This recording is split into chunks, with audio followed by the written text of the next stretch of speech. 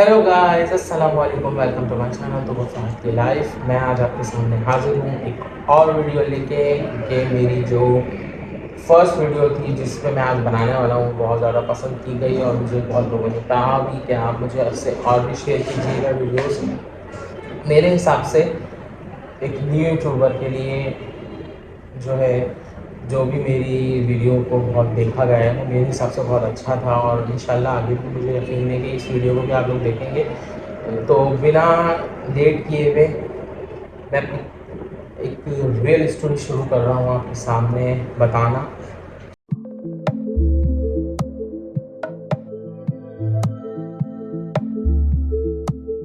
कि आप लोगों ने कभी ये फीलिंग एक्सप्रेस किए कि आपके ऊपर कोई आके बैठ जाए ऐसे और आपका गला दबा देता है, तो क्या आपको ये यकीन आएगा कि ऐसा हुआ है?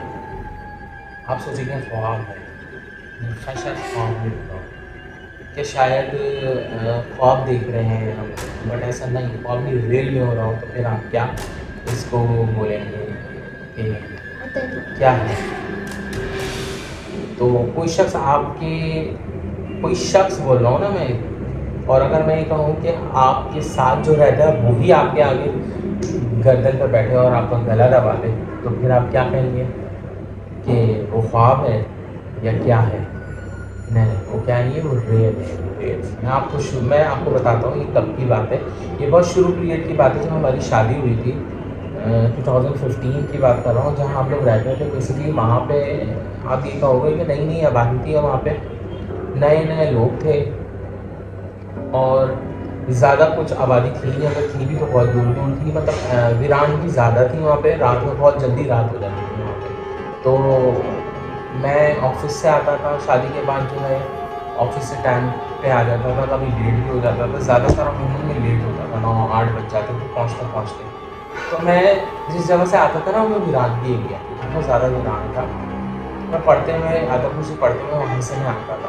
खैर आता था, रोज़ आता था, रोज़ हम लोग जो है खाना वाना खा के अपना कमरे में चले जाते थे। एक दिन मेरे साथ ये हुआ कि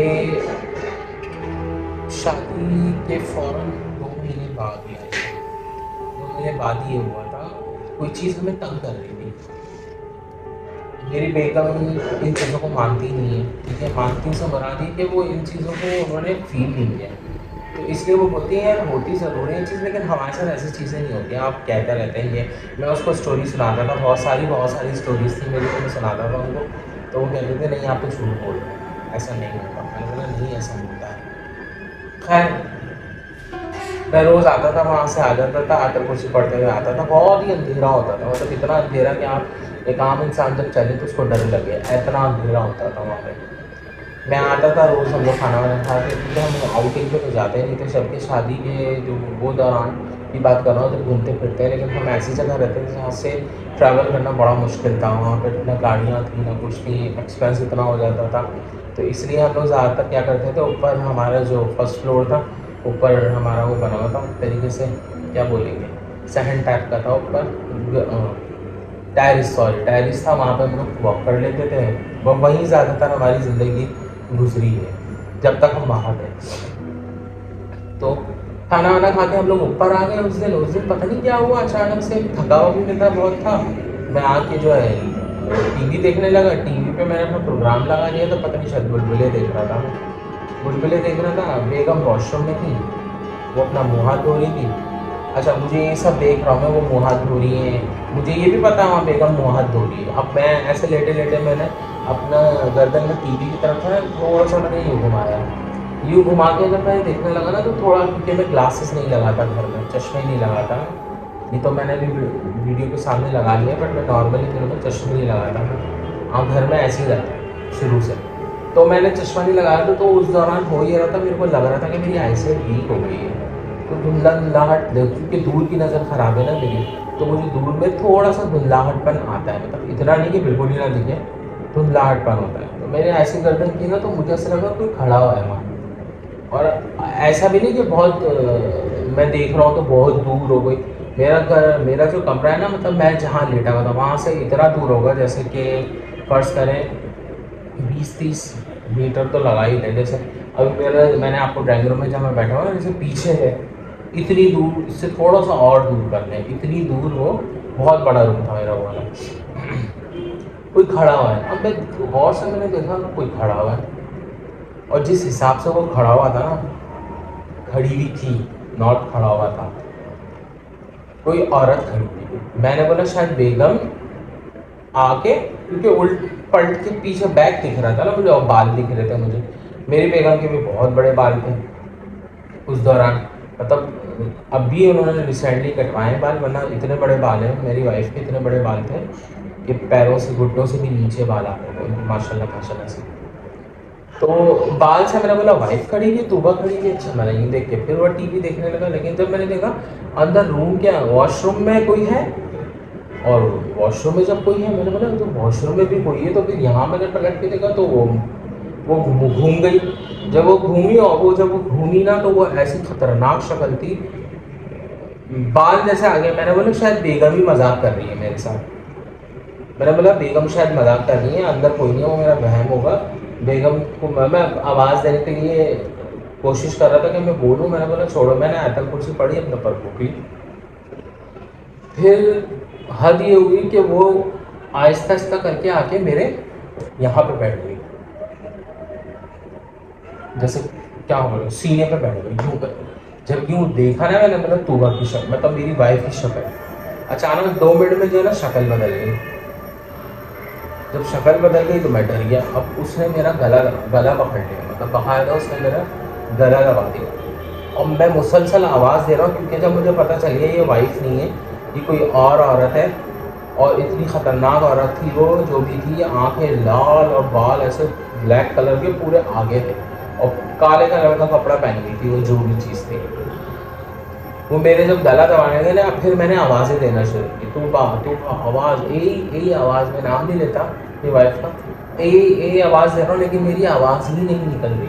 जब मुझे पता चल गया ना कि अब मेरी आवाज़ नहीं निकल रही है, मुसलसल मेरा गला ज़बरदस्ती मतलब दबाए जा रही है, मतलब और तेज़ कर दिया इसने, तो फिर मैंने पढ़नी शुरू की आयतल कुर्सी। जब मैंने आयतल कुर्सी पढ़नी शुरू की, मैंने 1 दफ़ा पढ़ी, 2 दफ़ा पढ़ी थी, 1 सेकंड में वो गायब हो गई। फिर जब मैं गायब हो गई ना, तो मैं संभला। उसके बाद मेरी बेगम वॉशरूम से निकल गया। जब वॉशरूम से बेगम निकली ना, तब मैंने उससे बोला, मैं तुम्हें आवाज़ें देने की कोशिश कर रहा था, तुम्हें आवाज़ नहीं आ रही थी, थोड़ी सी भी आवाज़ नहीं आई। उसने बोला नहीं मेरे को तो कोई आवाज़ नहीं है, बस मैं इतना पूछा था। फिर मैंने बेगम को नहीं बताया, क्योंकि रात बहुत हो रही थी, मैं अगर उनको बताता ना वो डर जाती। खैर हम सो गए। सुबह उठ के मैंने अम्मी को बताई अपनी ये बात।